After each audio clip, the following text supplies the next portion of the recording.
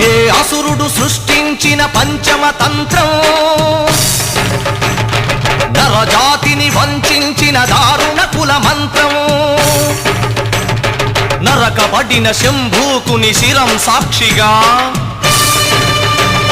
తెగిపడిన ఏకలవ్య బొటన వేలు సాక్షిగా